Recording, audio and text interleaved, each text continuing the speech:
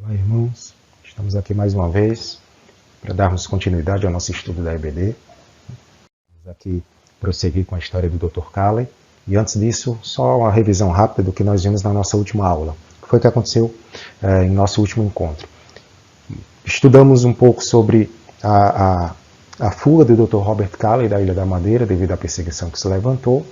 E essa perseguição também força os crentes que viviam na Ilha da Madeira a fugirem do seu país, a abandonarem o seu país, né? Não ao mesmo tempo, claro, o Dr. Robert Calley teve que fugir em um dia específico, mas como a perseguição ela continua de uma forma muito intensa com os crentes que lá viviam, eles também foram forçados a abandonar seu país. Indo para as Índias Ocidentais, onde encontraram um trabalho devido à abolição da escravatura, os britânicos estavam recrutando pessoas para trabalhar nas lavouras de cana-de-açúcar, de café, de cacau, e para lá eles foram, né?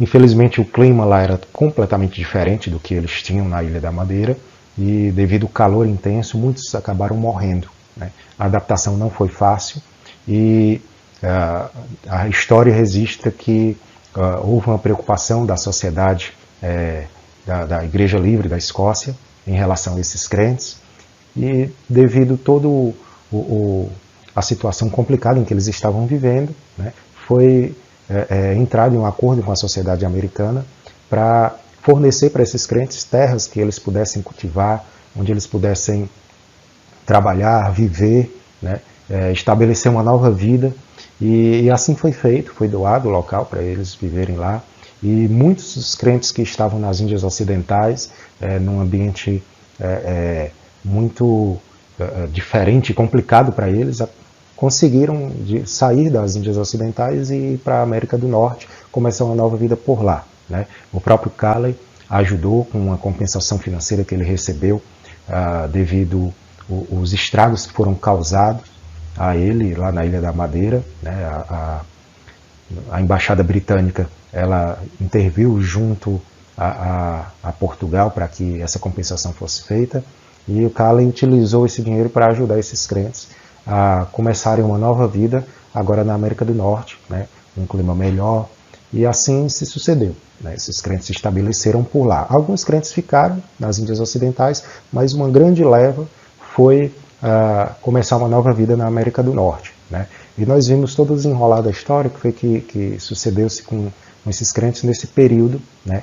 Pós Ilha da Madeira, né? Após a perseguição da Ilha da Madeira. E nos ficou faltando ver exatamente o que foi que aconteceu com o Dr. Calley, né? Qual foi o destino de Calley, né? O que foi que aconteceu com ele após a sua fuga da Ilha da Madeira, né? E é exatamente isso que nós vamos estar estudando hoje em nossa aula, né? Onde é que ele estava?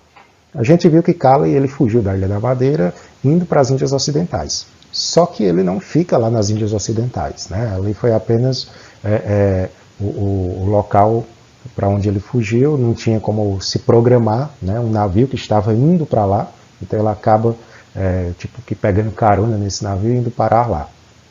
Mas ele sai de lá das Índias Ocidentais e vai para Inglaterra, Sussex, que fica na Inglaterra, né? Para tentar recomeçar a sua vida a partir dali, né? Como ele tinha um coração missionário, ele tinha um chamado muito forte em seu coração para trabalhar levando a palavra de Deus, pregando a palavra de Deus em vários lugares onde essa palavra ainda não havia chegado, e toda essa ordem dada pelo Senhor incomodou seu coração para que ele pudesse novamente voltar a agir, né? Calley, então, ele não se aquieta em relação a isso, ele se sente incomodado a realizar esse trabalho de evangelização. Então ele começa um ministério itinerante em 3 lugares, né? Como vocês podem observar aí no final do slide. Primeiramente na Irlanda, depois em Malta e finalmente na Palestina. Vamos ver o que foi que aconteceu com Calley nesses lugares, como foi o trabalho que ele desenvolveu nesses países. Lá na Irlanda, devido a uma crise que se levantou no país por causa da escassez de batatas, Isso leva à pobreza, leva à fome, doenças, uma grande miséria. Toda essa necessidade, todo esse contexto, né, de caos, desafia então Calley a trabalhar em meio a esse povo necessitado de ajuda, né? Então ele se muda exatamente para o centro da calamidade pública, para uma região onde ficava localizada exatamente no centro de toda essa calamidade que estava se levantando na Irlanda, e dedica ao trabalho como médico, né? Trabalhando como médico, utilizando mais uma vez os seus próprios recursos para ajudar aqueles que necessitavam, né? Tal qual ele fazia lá na Ilha da Madeira, utilizava recursos próprios para poder providenciar remédios, para poder providenciar atendimento médico gratuito, tudo aquilo que a população pobre necessitava, né? E aqui na Irlanda ele faz a mesma coisa, então ele providencia não apenas isso, mas também comida, né? Só que o clima desse país, clima abafado, um clima úmido, lá da Irlanda do Sul, onde ele se encontrava, acaba prejudicando muito a saúde da sua esposa, a Margaret Calley, né?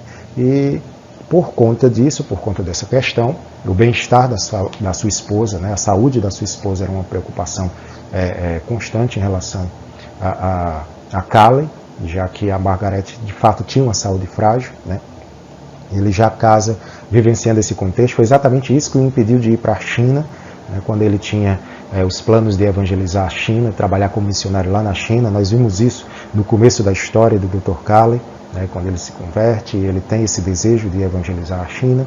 Por conta da saúde frágil da sua esposa, ele foi parar na Ilha da Madeira, né, e aqui mais uma vez a gente vê a saúde frágil da sua esposa tendo que mais uma vez interromper momentaneamente o seu trabalho missionário. Então, por causa disso, eles acabaram tendo que se mudar para Malta, que possuía um clima bem mais ameno, né, do que o da Irlanda do Sul, onde ele se encontrava neste momento. E lá em Malta, ele não perde tempo, né? Embora ele tenha ido lá para tratar da saúde da sua esposa, isso não o impede, né, de trabalhar como médico missionário, como educador, como evangelista, né? Só que o clima ainda não era o ideal para sua esposa, né, para a senhora Calley. E 2 anos depois ela acaba deixando Malta, né, e ele deixa Malta com uma boa impressão do seu trabalho, né, e ele vai então para Beirute dessa vez. Lá em Beirute acontece algo que é trágico na vida do Dr. Calley, né? A esposa dele acaba falecendo, né? Antes disso, ela revela o desejo de ser batizada, né, novamente. Ela tinha sido batizada como criança, né? Os irmãos sabem que é costume dos presbiterianos batizar crianças. Ela tinha sido batizada quando criança, mas ela não estava convencida de que esse batismo como criança era tinha o mesmo sentido que a gente encontra no Novo Testamento, né, quando se refere ao batismo. Então ela pretendia ser batizada em um ato público. Só que por causa do seu estado de saúde muito grave, ela acaba tendo que se contentar com uma cerimônia privada. Na terça-feira, 7 de janeiro de 1851, faltou um númerozinho aí, né? 1851, uma cerimônia bem simples dentro da sua própria casa, o Dr. Calley batizou a sua esposa por aspersão. E aí, alguns meses depois, isso em 15 de setembro, ela vem a falecer, sendo enterrada também em Beirute. Observem aqui, irmãos, nesse slide, que o Dr. Calley, ele tinha confeccionado um cartão que notificava a morte da sua esposa, e ele imprimiu no lado oposto do cartão, no verso do cartão, essa mensagem. Leiam comigo aí. Diz: caro companheiro mortal, você já ouviu o apelo? Eis que venho como ladrão. Esta é a voz do Filho de Deus. Você está pronto? Sentiu que, como pecador, você está arruinado para a eternidade? Sua única esperança está em Jesus, Jeová, a nossa retidão. Você está se regozijando nele? Está servindo-lhe com o coração alegre, sob a orientação do seu espírito, no trabalho que gostaria de estar desempenhando quando ele voltar? Se a resposta é sim, prossiga no nome dele, vigie. Dr. Calley, Beirute, 15 de setembro de 1851.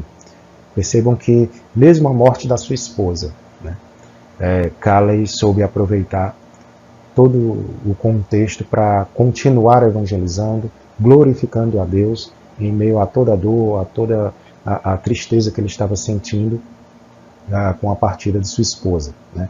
Ele em nenhum momento ele para de pregar a palavra de Deus, ele para de evangelizar, de aproveitar as oportunidades que Deus lhe dá para que o evangelho possa ser pregado, né? E a gente vê aqui que a morte da esposa dele foi uma oportunidade que ele também encontra para a evangelização, né? Um grande exemplo aqui que nós temos em relação à vida do Caleb.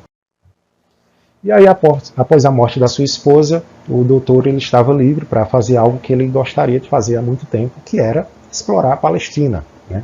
Então, Caleb viaja para a Palestina e ele torna-se uma autoridade na sua história, na geografia, nos costumes desse lugar, né?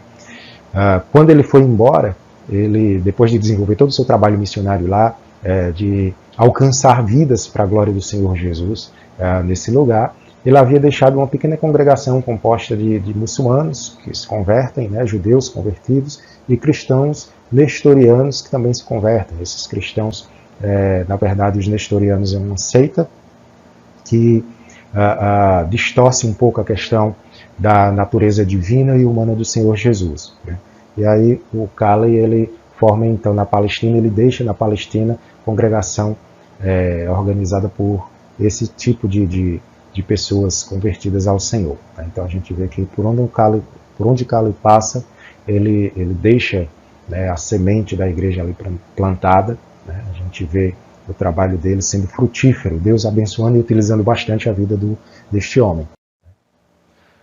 E aqui a gente começa então uma nova etapa da vida do Caleb. Nós vamos entrar aqui numa nova parte da história, né? Vamos ver que Caleb ele contrai um novo matrimônio, ele conhece uma nova mulher e juntos eles desenvolvem um trabalho missionário, né?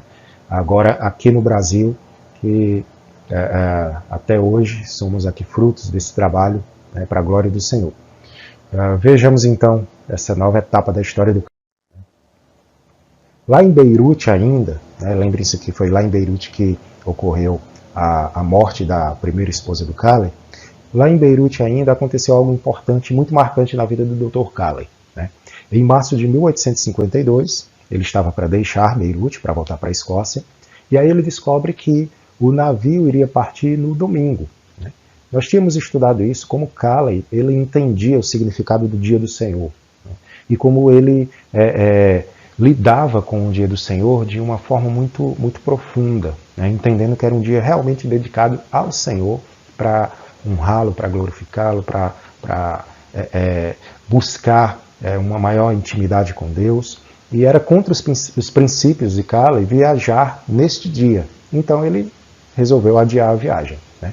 Enquanto ele esperava, um homem chamado Sr. Wilson pediu que ele fosse ver o filho dele, que estava muito doente, né? Havia contraído tuberculose.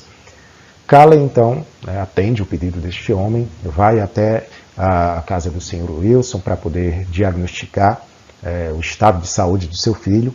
Percebe que realmente era uma situação complicada, da qual ele não podia fazer muito. Infelizmente, o jovem acaba morrendo pouco tempo depois.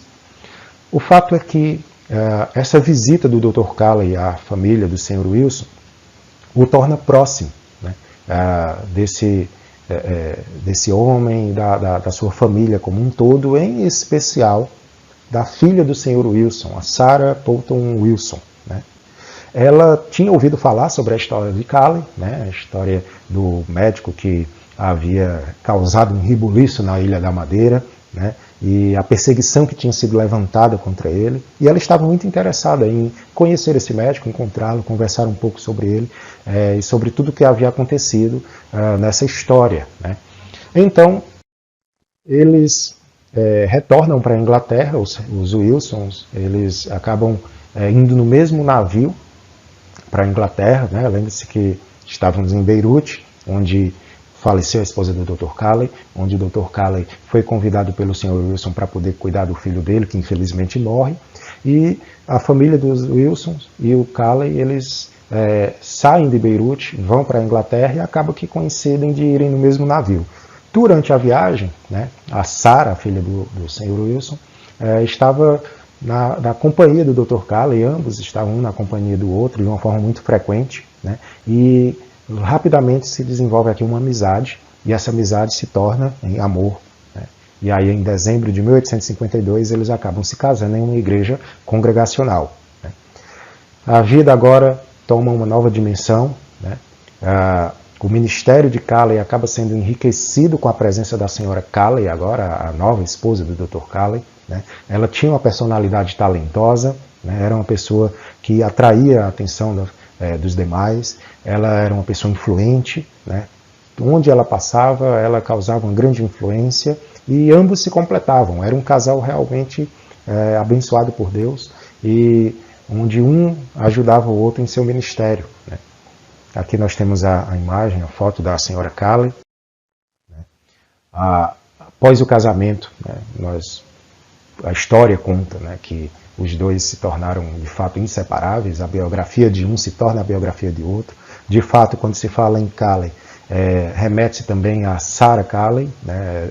Normalmente, quando a gente estuda a história do Robert Calley, nós sempre vamos ter associado a história dele à história da Sarah Calley também, né? E um pouquinho sobre a Sarah, né? Quem era essa mulher, quais eram as características dela. Podem acompanhar aí comigo no slide. A Sarah, ela nasceu em Nottingham em 1825, ela era muito inteligente, ela falava fluentemente francês, alemão, né? Além do inglês, claro. Tinha dons artísticos, muitos dons artísticos, como pintura, poesia, música, né? E a sua maior qualidade era a sua profunda espiritualidade, né? Companhia perfeita para o missionário Dr. Calley, né? Que também era um homem que temia muito a Deus, amava muito a Deus, era obediente à sua vontade, né? Então, aqui se começa uma nova história, né, com um novo casal. Durante os 2 anos posteriores ao casamento do Dr. Calley, esse novo casamento do Dr. Calley, ele e a sua esposa fizeram uma última visita aos madeirenses, aos crentes madeirenses que se encontravam lá nas Índias Ocidentais, né, e também na América do Norte, né. E o Dr. Calley, ele se engajou em várias atividades pastorais e evangelísticas. E enquanto isso, né, durante essas visitas, né, nesses lugares onde ele se engajava e acabava estabelecendo residência por algum tempo, né, a Sarah Calley ensinava piano aos jovens e mantinha aulas regulares de canto para toda a congregação.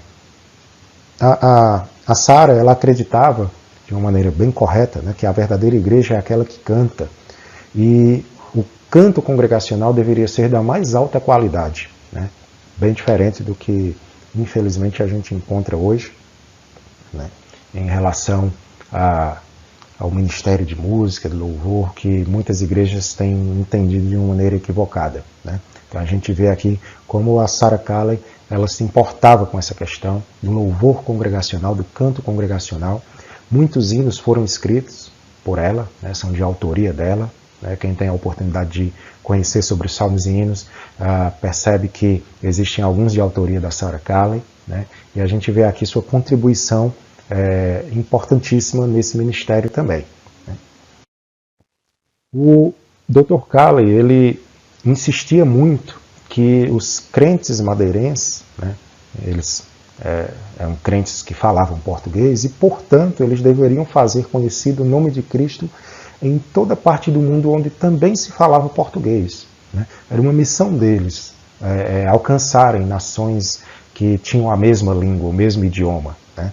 E enquanto Calley esteve lá nos Estados Unidos, ele leu um livro do reverendo Daniel Kidder, né, que traduzindo aqui, está em inglês, traduzindo quer dizer esboços de residência e viagens no Brasil, né?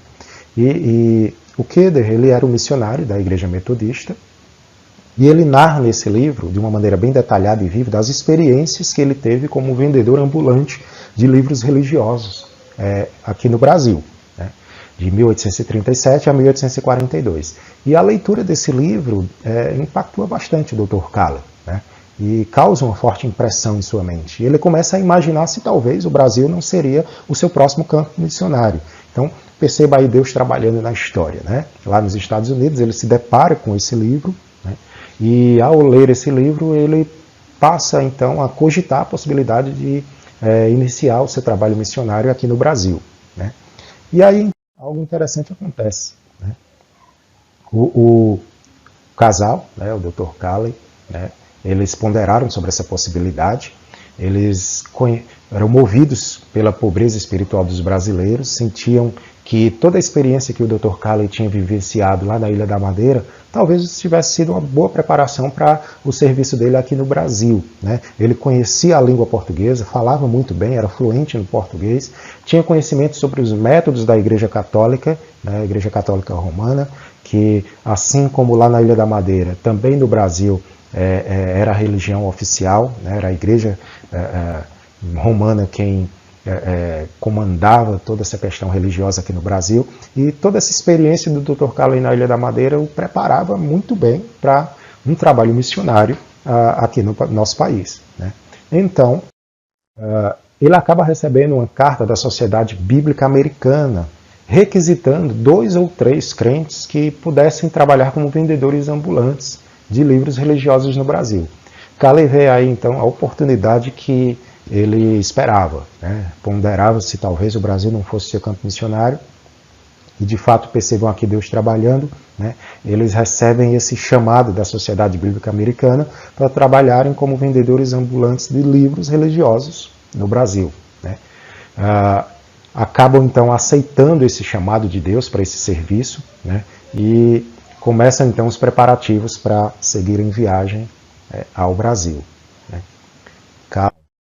Eles chegam aqui em nosso país em 10 de maio de 1855 a bordo do Colosso dos Mares, né, navio a vapor, e desembarcam então no Rio de Janeiro, né, na cidade de Niterói.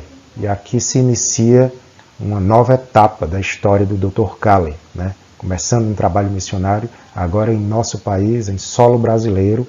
E em nossa próxima aula nós vamos estar estudando todo o desenrolar da história do Dr. Calley aqui no nosso país, né, e como ele contribuiu grandiosamente para o Evangelho, né, pregado aqui no Brasil, pregado aqui no nosso país, né. Eu vou ficar por aqui em nossa aula, né, para não torná-la muito longa, né, e em nosso próximo encontro nós vamos estar vendo o desenrolar da história do Dr. Calley no nosso país. Obrigado a todos, Deus os abençoe. Amém.